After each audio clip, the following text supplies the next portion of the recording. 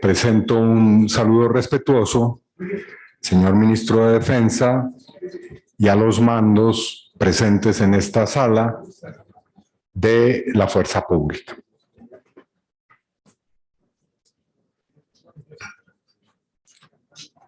El propósito de este debate es triple, y paso a anunciar los temas a los que haré referencia. En primer lugar, voy a hacer una somera caracterización del Clan del Golfo o del llamado Clan del Golfo. Este grupo tiene distintas denominaciones.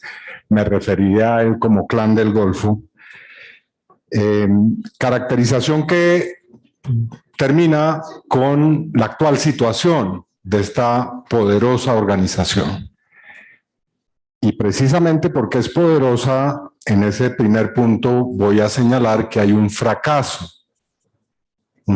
evidente de la estrategia o de la política de seguridad en esta materia. Igualmente, dentro de ese asunto, señalaré que, dado ese fracaso, la única posibilidad que emerge como solución es la de un proceso de sometimiento a la justicia mediante un diálogo. En segundo lugar, voy a hacer referencia a que uno de los factores que precisamente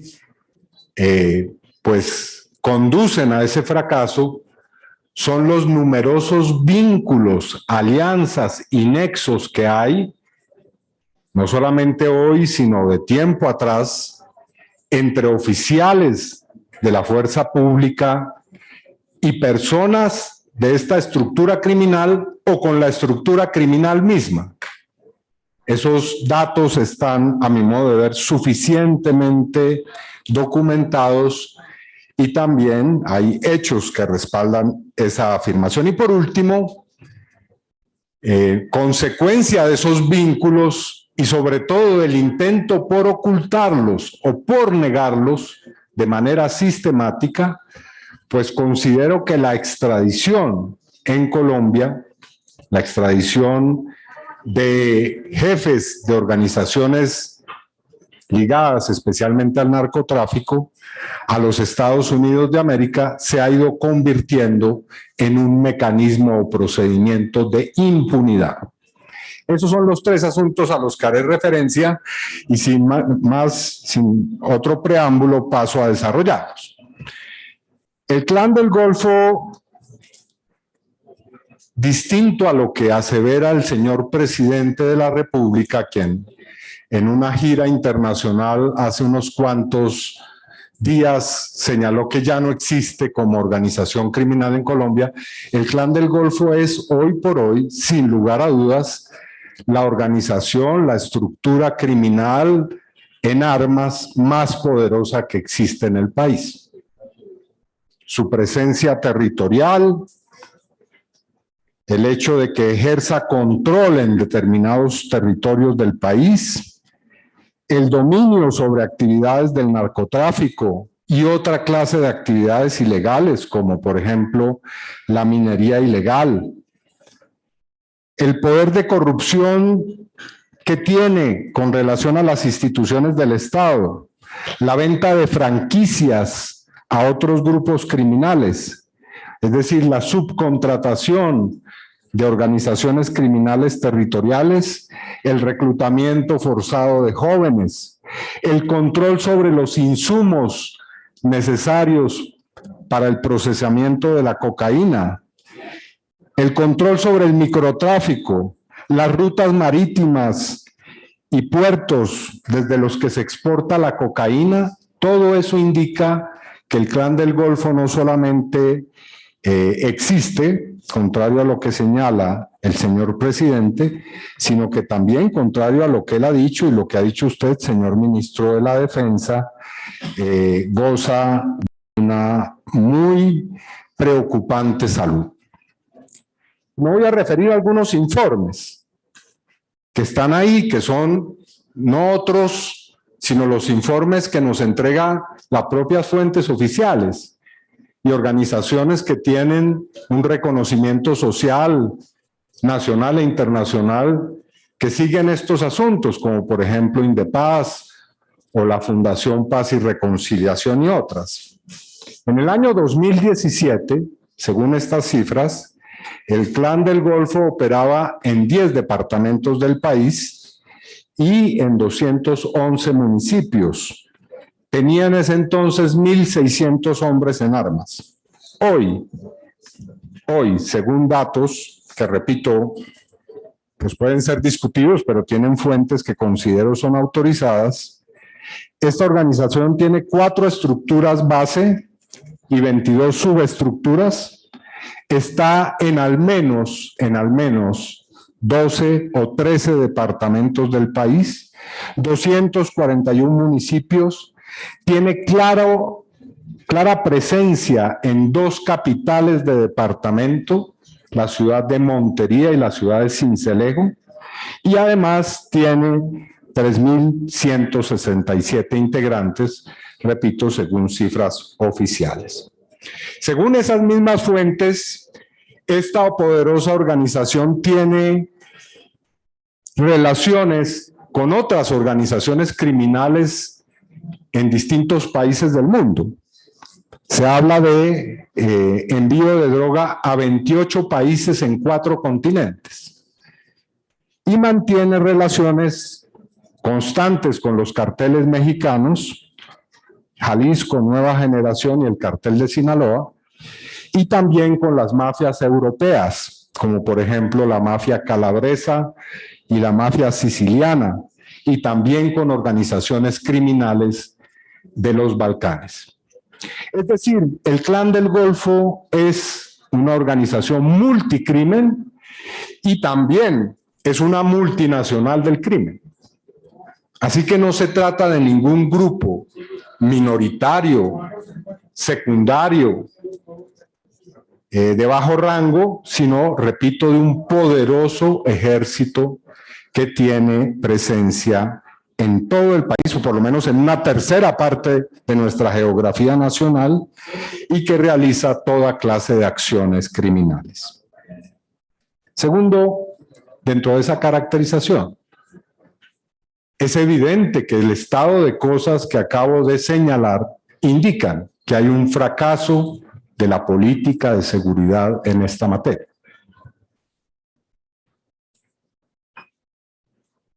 Es decir, un fracaso que uno puede decir no se restringe, por supuesto, al Clan del Golfo. Es un fracaso de toda la política de la llamada guerra contra las drogas. Este es digamos, una manifestación particular de ese gran fracaso, de una política que tiene medio siglo y que año tras año constatamos que ha fracasado.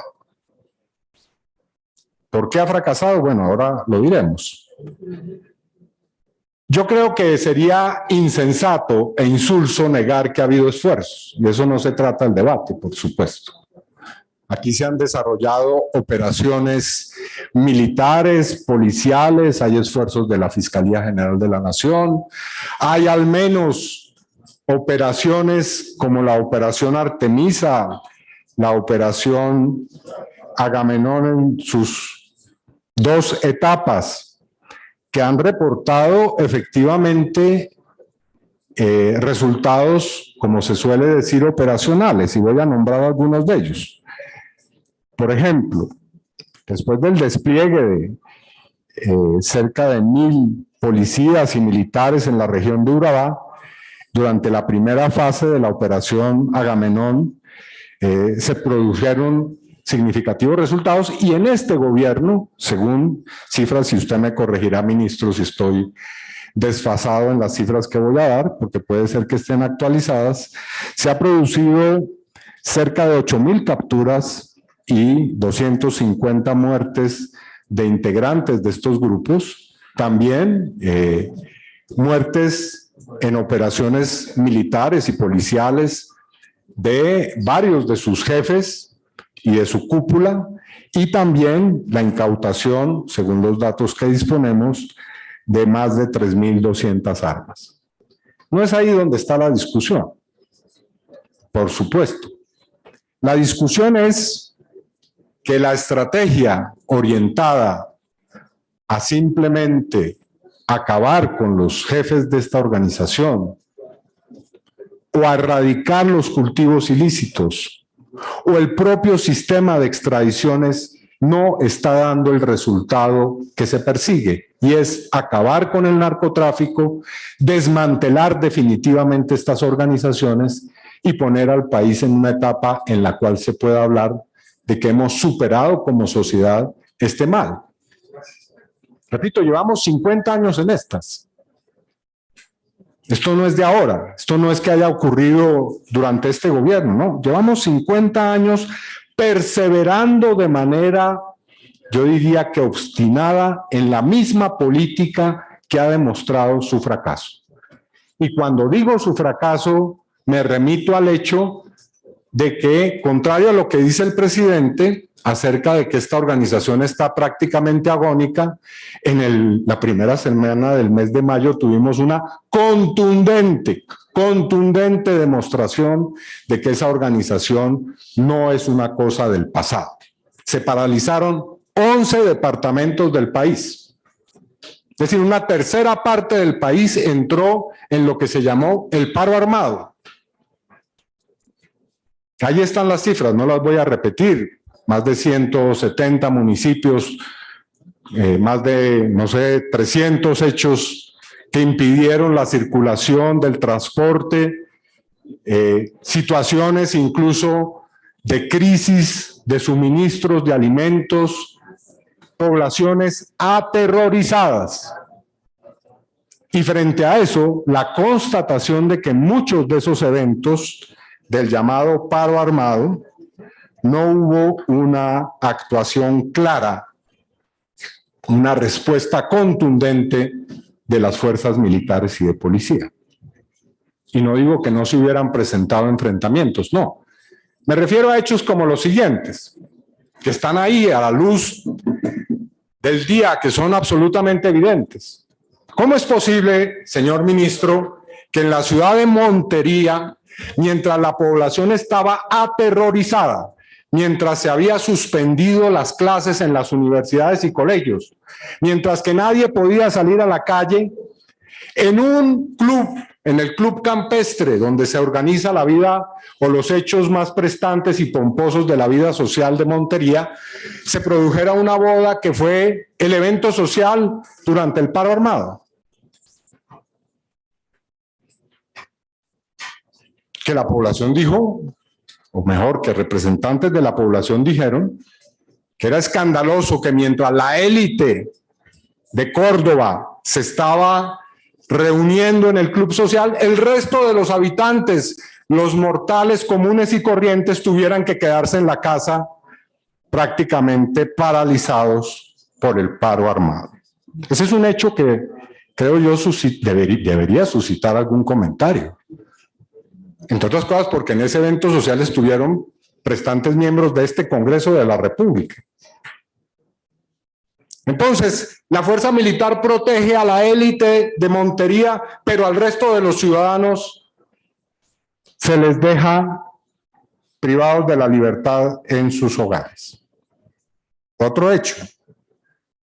No me voy a referir a cada uno de la larga lista de los eventos que ocurrieron entre el 5 y el prácticamente 8 o 9 de mayo pasados. 19 alcaldes del departamento de Antioquia lanzaron un SOS al gobierno, diciendo que estaban en una situación en la cual se sentían desguarnecidos, olvidados, y voy a utilizar exactamente la expresión. Dijeron que las comunidades estaban desprotegidas y que desde el nivel nacional no recibían respuesta ni apoyo alguno. 19 alcaldes de poblaciones de Antioquia. Entre ellos, quiero señalar aquí la situación del señor alcalde de Frontino, Jorge Hugo Elejalde, quien denunció que aunque informó oportunamente al Departamento de Policía de Antioquia, al comandante de la 4ª Brigada del Ejército, al comandante del batallón, sobre la inminente toma violenta del casco urbano del corregimiento de Nutibara, no se desplegó tropa a la población. La única respuesta que tuvo el señor alcalde de Frontino fue un regaño que le metió el señor ministro del Interior, quien lo reconvino por estar haciendo este tipo de llamados. ¿Cómo es posible eso?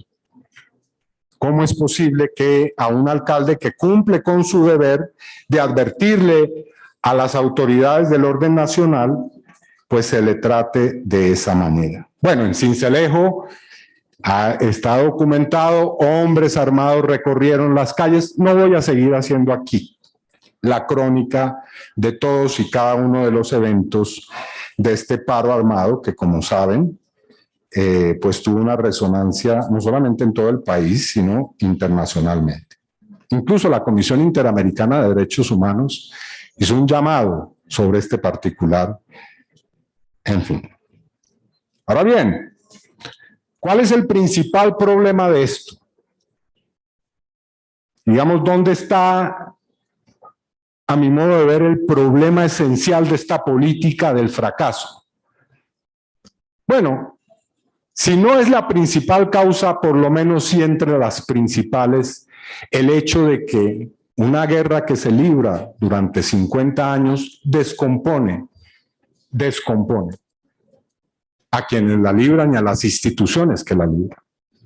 Es indudable, es incontrovertible que a lo largo de estos 50 años las instituciones del Estado y en primer lugar las fuerzas militares y de policía pues han sido gravemente permeadas y afectadas por estas organizaciones y por su poder.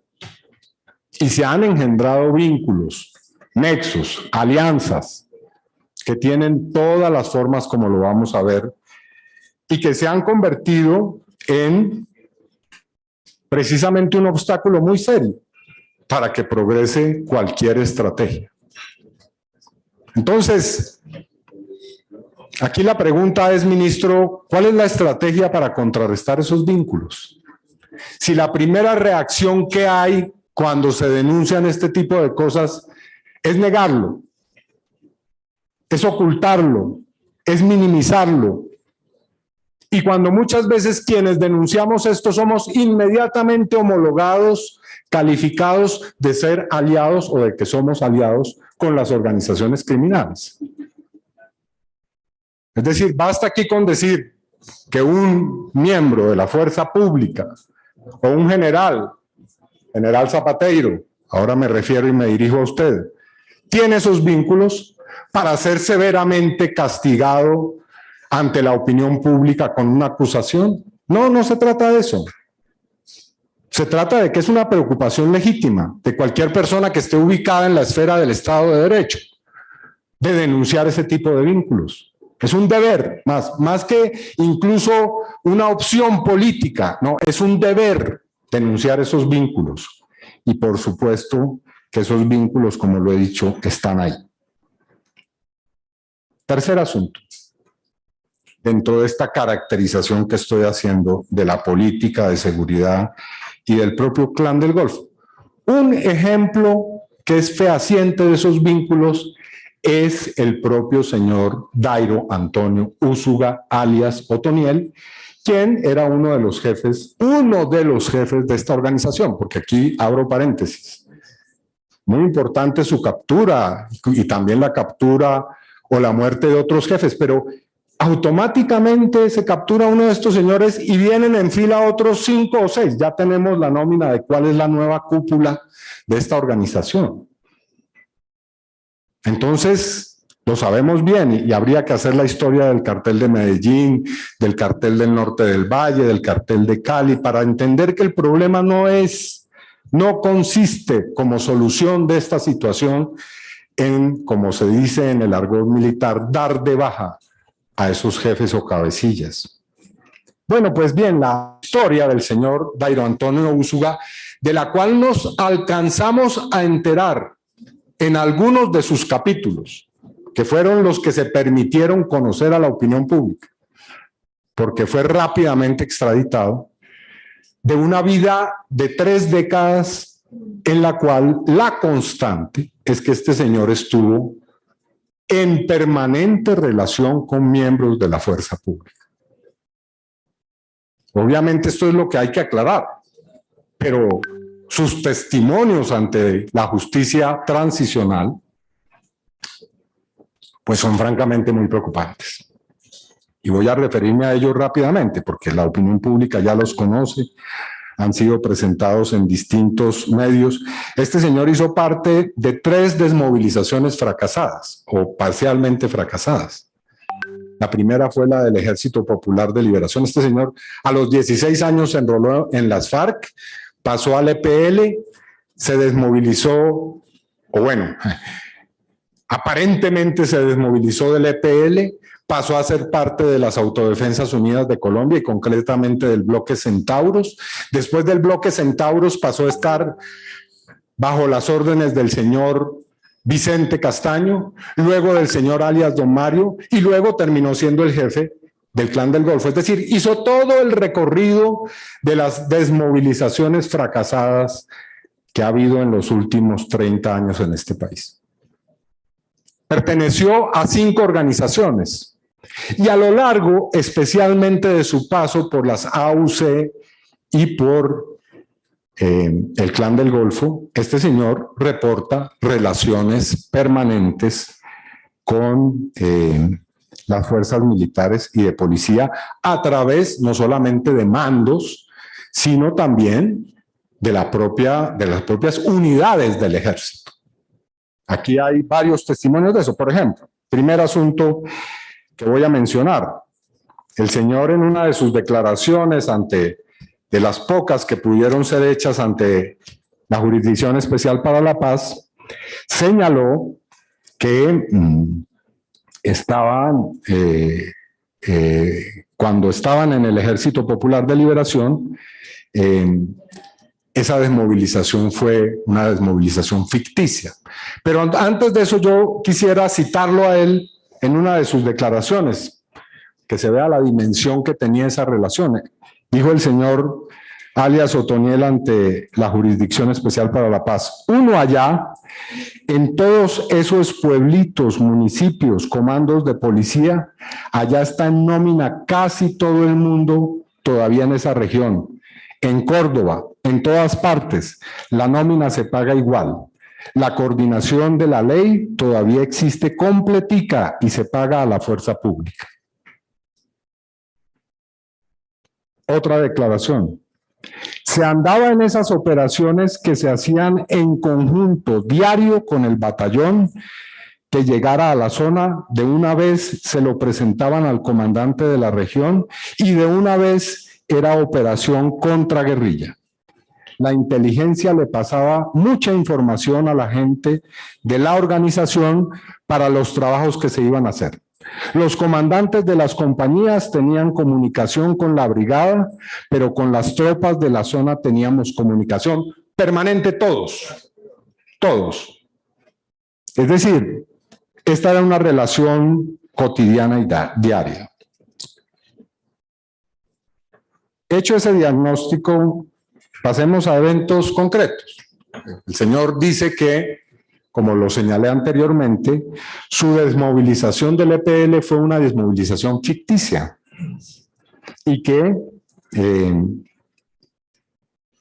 ese momento el grupo del EPL llegó al batallón granadino Antioquia y fue recibido por el teniente coronel Jesús María Clavijo, a quien le habrían dado la orden de recibir a los hombres que supuestamente se estaban desmovilizando y transportarlos en camiones y helicópteros a una hacienda en la cual estaba el señor Fidel Castaño.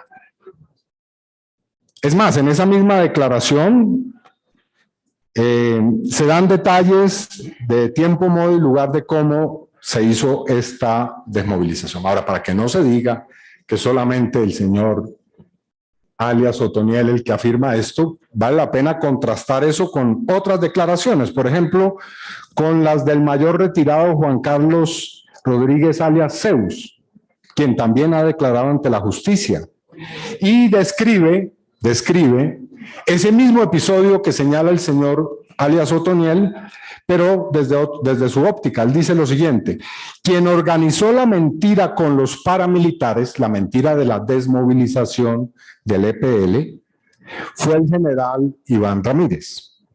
Hubo unas reuniones previas a esta desmovilización y Carlos Castaño dijo que había un grupo que se le iba a unir a las autodefensas y mi general Ramírez le dijo: vamos a hacerlos por este lado, los desmovilizamos, hacemos pantalla, sacamos pecho y luego se los devuelvo a ustedes. Necesitamos demostrar resultados en esta región. Entonces, la tal desmovilización del EPL fue un paso hacia los paramilitares con, obviamente, un despliegue publicitario que no diera, digamos, o no dejara la sensación de que no había éxitos en esta materia. Siguiente capítulo de la vida del señor alias Otoniel. Lo trasladan desde el norte del país hasta el departamento del Guaviare, donde es recibido por miembros, según él, por miembros del Ejército Nacional. Los traen con uniformes nuevos del Ejército Nacional y el 15 de julio de 1997, este señor, junto a otros 100 paramilitares, ejecuta lo que se conoce como la masacre de Mapiripán. Después de eso, pasa a ser parte del bloque Centauros, en donde, dice él, el general Mario Montoya dio autorización y recibió pagos para asegurar el traslado del general Leonardo Barrero, a quien haré amplia referencia en el año 2002, para asegurar que se pudieran llevar a cabo operaciones conjuntas entre el bloque Centauros y la fuerza pública. Esas operaciones eran no solamente de patrullaje, no solamente de ataque a determinados grupos, por ejemplo de la guerrilla, sino también de ataque a los enemigos de los integrantes del bloque Centauros, que eran los Buitrago. Lo que dice el señor alias Otoniel es que el Ejército Nacional contribuía en su lucha contra los Buitrago. Es decir, para resumirlo simple y llanamente, el Ejército, en estas declaraciones del señor Otoniel, no solamente señala que reclutaba paramilitares, sino también los transportaba, los escoltaba, hacía operaciones conjuntas, los apertrechaba, atacaba a sus enemigos y les suministraba información y un largo etcétera, etcétera. ¿Qué acción, es la pregunta obvia, se ha tomado hoy por hoy para contrarrestar este asunto, para esclarecerlo? No, lo que se hizo fue lo contrario, como vamos a ver ahora. No, esto no suscitó, por supuesto, indignación, alarma, no. Lo que suscitó fue una rápida respuesta para tildar estas afirmaciones como obviamente unas calumnias, pero el protagonista de toda esta historia, o uno de los protagonistas, el señor general en retiro, Leonardo Barrero, quien ascendió en las fuerzas militares y quien está acusado no solamente de esos hechos en Casanare, Meta, durante el 2005, 2008, sino que después reaparece en escena, esta vez en relaciones con el señor alias Matamba y una estructura que se llama La Cordillera. Pues este señor reconoció o testificó ante la Sala de Reconocimiento de la Jurisdicción Especial para la Paz con relación a al menos 220 casos de ejecuciones bajo la forma de los mal llamados falsos positivos. Bueno, para no seguir hablando del señor Barrero, quien pues tiene un largo prontuario, hay que decirlo claramente, un largo prontuario. El señor Otoniel, o alias Otoniel, habla no solamente de ese tipo de relaciones, señala una amplia gama de relaciones con agentes del Estado, políticos, el DAS, señala que recibieron pagos de Ecopetrol, como lo hemos sabido últimamente. Dice que varios de estos oficiales estaban en la nómina del Clan del Golfo, etcétera, etcétera, etcétera. Ahora bien, esos vínculos no son cosa del pasado.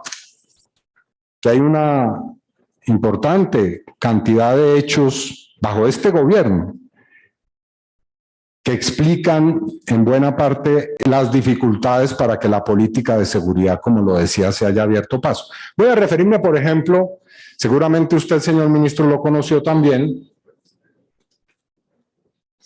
al episodio de una declaración que hizo la Iglesia Católica en el Chocó. La Iglesia en el Chocó ha dicho, comillas, en los caseríos saben quiénes son unos y otros y los ven juntos. Si se supone que no hay permisividad, ¿por qué la fuerza pública no tiene la misma contundencia con el Clan del Golfo como la que tiene con el Ejército de Liberación Nacional? Es decir, la Iglesia ha denunciado reiteradamente la existencia de vínculos entre la fuerza pública y el Clan del Golfo. Igualmente hay otros hechos, por ejemplo, el general Jorge Horacio Romero Pinzón está involucrado en la venta de salvoconductos para armas utilizadas por miembros del Clan del Golfo y de la llamada oficina en Antioquia. La detención de un camión del ejército cargado de dotaciones, uniformes, morrales de campaña, que había sido enviado desde Bogotá con destino a estos grupos en la región de Urabá, etcétera, etcétera. Muy bien. En vez de una política para contrarrestar esos vínculos, lo que encontramos es precisamente lo contrario. Y voy a mencionar 3 asuntos y con eso voy a finalizar esta intervención que demuestran que no hay voluntad para esclarecer esto, sino para ocultarlo, desaparecerlo. En primer lugar, al fracaso premeditado de la entrega y desmovilización de las estructuras del Clan del Golfo al final del gobierno anterior. En este Congreso se votó una ley, la Ley 1908 del 2018, que a pesar de que le insistimos al señor fiscal de ese entonces, Néstor Humberto Martínez, que iba a significar la frustración de la desmovilización del Clan del Golfo que estaba por desmovilizarse, el señor fiscal Néstor Humberto Martínez, yo creo que bastante consciente de lo que estaba haciendo, hizo todo lo necesario para que fuera aprobada en este Congreso. ¿Cuáles eran las características de esa ley? Bueno, ahí están, se pueden leer. Es una ley que endurece las penas, es una ley que crea una serie de obstáculos administrativos y burocráticos para lograr una desmovilización y que terminó precisamente cumpliendo el propósito con el cual había sido intervenida por el señor fiscal, que fue el fracaso de esa desmovilización. Se hubiera logrado esa desmovilización, probablemente nos hubiéramos ahorrado en Colombia muchas vidas de personas que han sido víctimas del Clan del Golfo. O por ejemplo, esta es una circunstancia que está por ser todavía explicada. ¿Cómo es posible que la Comisión de la Verdad y que la Jurisdicción Especial para la Paz no puedan tener una obtención de una declaración del señor alias Otoniel de manera tranquila y garantizando la posibilidad que debe tener la justicia de salvaguardar los derechos de las víctimas y de la sociedad? ¿Por qué se presentaron toda esa serie de obstáculos, interrupciones, intervenciones para que funcionarios de la Comisión de la Verdad o de la Jurisdicción Especial para la Paz pudieran obtener estas declaraciones? A tal punto que hubo un incidente para lograr que se pudieran desarrollar esas audiencias de una manera medianamente serena. Y aquí Esto tiene nombre propio. Los obstáculos provinieron de la Dirección Nacional de Investigación e Interpol, la DIJÍN, de la Policía Nacional. Presencia en las declaraciones. Y una declaración además, hablando de declaraciones, una declaración además que nos dejó a todos estupefactos, ministro. Y es que las autoridades colombianas, para justificar la extradición del señor Dairo Antonio Úsuga, dijeran que no estaban en capacidad de garantizar que este señor estuviera recluido en una cárcel o en un recinto penitenciario en Colombia. ¿Cómo se le explica eso a la opinión pública? Es decir, ¿cómo se explica que la razón para llevarse por fuera del país a alguien es que la policía, el ejército, que se presume es uno de los más calificados en el mundo, como usted mismo lo ha dicho y como lo han dicho gobiernos uno tras otro, no pueda garantizar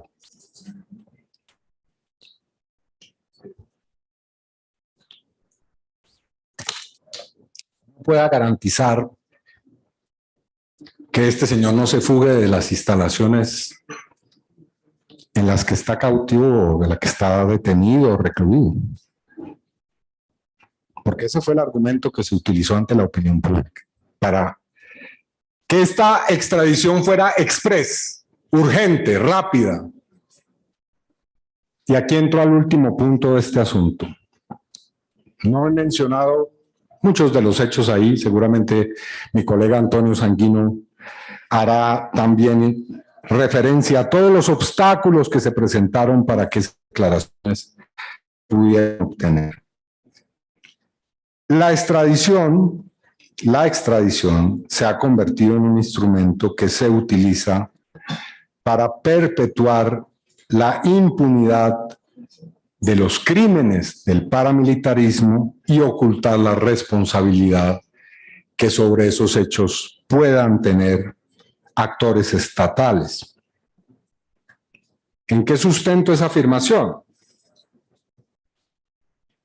Bueno, aquí hay un primer asunto simpático, y es que se le dice a la opinión pública, el presidente llegó y dijo ante la opinión pública de manera así muy vehemente y seria, que este señor iba a regresar a Colombia pronto a rendir sus testimonios y a declarar en favor de las víctimas. Pero ¿por qué se le miente de esa manera a la opinión pública?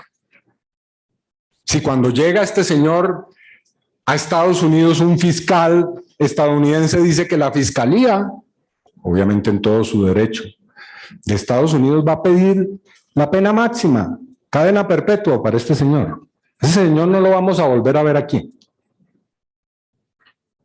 No lo van a poder volver a ver las víctimas que tienen derecho, por supuesto que tienen derecho a obtener verdad, justicia y reparación. O bueno, seamos más optimistas, 20 años de cárcel, bueno. Es evidente que el propósito de esa extradición es que ese señor no pueda volver a intervenir en un proceso judicial en Colombia. Ahora, ¿por qué señalamos que la extradición es un mecanismo de impunidad? Bueno, no lo señalo yo. Voy aquí a hacer referencia a distintas fuentes que señalan por qué la extradición se ha convertido en un mecanismo que impide, obstruye de facto la posibilidad de que las víctimas y la sociedad colombiana tenga acceso a las declaraciones de estos señores y a la reparación, por supuesto. Porque aquí se ha querido reducir este asunto a una caricatura. Es decir, aquí el gran argumento que se nos presenta es que cómo va a ser posible que se obstruya si hay acceso perfectamente a estos señores en las cárceles de Estados Unidos.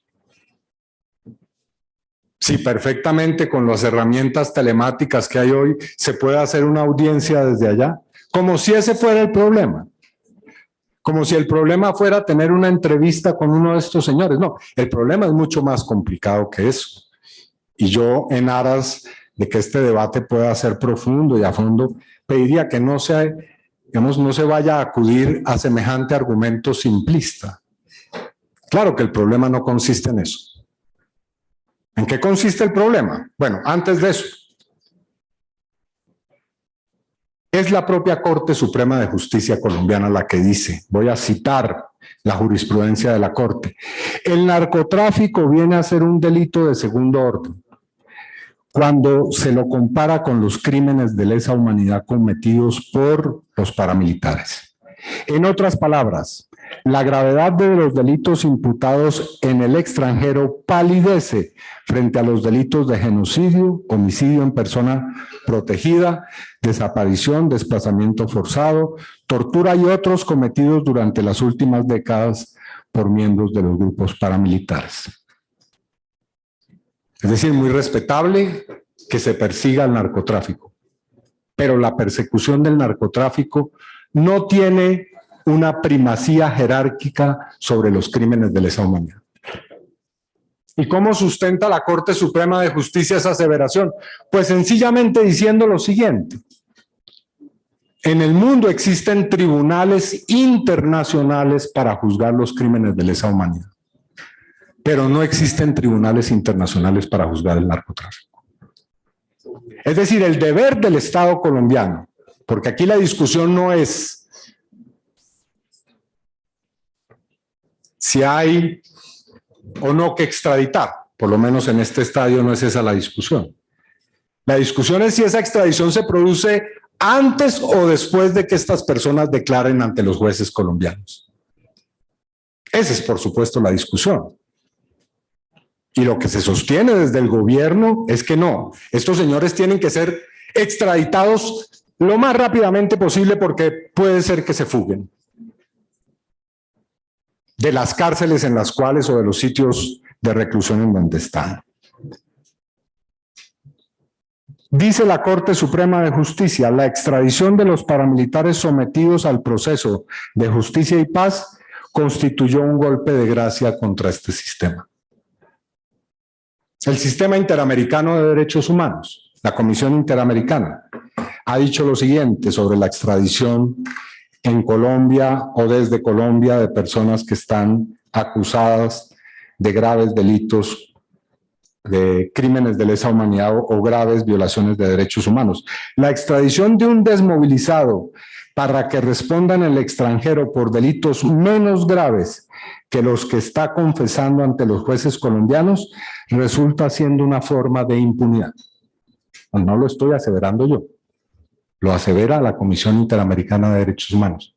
En dos sentencias, la sentencia en el caso de la masacre de Mapiripán y la sentencia en el caso del asesinato del senador Manuel Cepeda, la Corte Interamericana hizo afirmaciones similares. Dijo que la extradición no puede ser una institución procesal, que no puede ser, que sea utilizada para propiciar impunidad de delitos graves o de violaciones de derechos humanos. La Universidad de Berkeley, voy terminando, hizo un informe sobre la extradición de 29 miembros de grupos paramilitares y señaló en ese informe, esta universidad estadounidense, que solo 5 de los paramilitares extraditados, solo 5 presos en las cárceles de Estados Unidos continuaron haciendo aportes a los procesos de justicia y paz. De 29, solo 5. Un informe del periódico The New York Times señala que la extradición no es solamente un grave obstáculo para la verdad y la justicia en el caso de las víctimas en Colombia, sino que se convierte con frecuencia en beneficios importantes para los extraditados. ¿Por qué? Porque sencillamente ellos hacen distintos pactos, acuerdos con el Departamento de Justicia y terminan quedándose en Estados Unidos.